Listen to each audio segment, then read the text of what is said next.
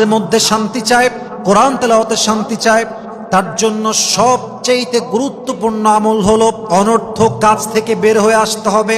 বিড়ি খান, বের হয়ে আসেন। সারাদিন ফেসবুক 2 ঘন্টা 3 ঘন্টা চলছেই, টিকটক 4 ঘন্টা চলছেই, ফেসবুকের রিলস 5 ঘন্টা 6 ঘন্টা চলছেই, টাইম সেন্স নাই।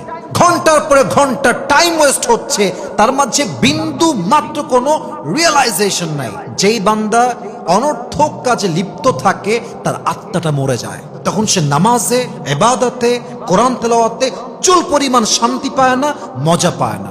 যেমনটা আল্লাহ তাআলা বলেছেন 18 নম্বর পারা সূরাতুল মুমিনুন 3 নম্বর আয়াত, ওয়াল্লাযীনা হুম আনিল লাগওয়ি মুরিদুন। ইমানদার বান্দার সবচেয়ে বড় বৈশিষ্ট্য হচ্ছে সে অনর্থক কাজ থেকে, মিনিংলেস কাজ থেকে নিজেকে অলওয়েজ বিরত রাখে। আপনি একটু খেয়াল করেন তো আমার দিকে, আপনি জোহরের নামাজের পূর্বে প্রায় 5 ঘন্টা যাবৎ ফেসবুকে রিলস দেখতেছেন, টিকটকে ভিডিও দেখতেছেন। নামাজের সময় হলো, নামাজ পড়তে গেছেন, এখন নামাজে আল্লাহু আকবার, চিন্তায় কি আসবে, রিলসে কি দেখলাম, টিকটকে আমি কি দেখলাম, কোন মেয়ে দেখলাম, কেমনে দেখলাম, এই চিন্তা মাথায় যখনই আসবে নামাজের মনোযোগ গায়েব হয়ে যাবে।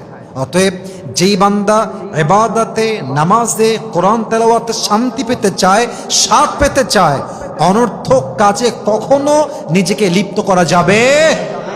আল্লাহ আমাদের সবাইকে বোঝার তৌফিক দান করুক, পড়েন সবাই আমিন। 3 নম্বর কাজ, এটা হয়তো বা আমরা অনেকে জড়িত আছি, বাট আমরা জানি না, এটা আমরা বুঝতেছি না। আপনার কামাইয়ের কোথাও যদি হারাম ইনকাম থাকে, মিস্টেকলি, আই মিন ইন্টেনশনালি অথবা আনইনটেনশনালি, যেই বান্দা হারাম কামাই করে তার ইবাদতের স্বাদ উঠায় নেয় একজন, বলেন সবাই তিনি কে?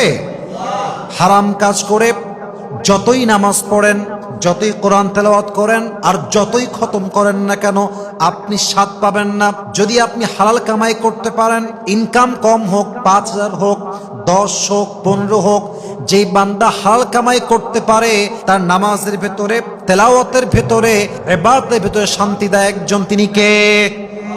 অতএব মেহেরবানি করে হারাম খাবো না, হালাল খাবেন।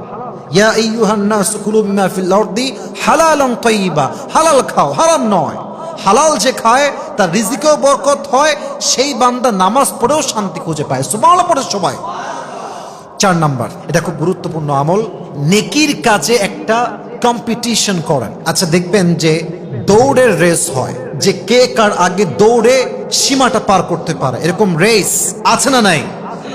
আপনি নেকির কাজে রেস করেন। ওয়াসাবিকু ইলা মাগফিরাতিন মির রাব্বিকুম ওয়া জান্নাতিন আরদুহা কাআরদিস সামাওয়াতি ওয়াল আরদ। আল্লাহ বলছে তোমরা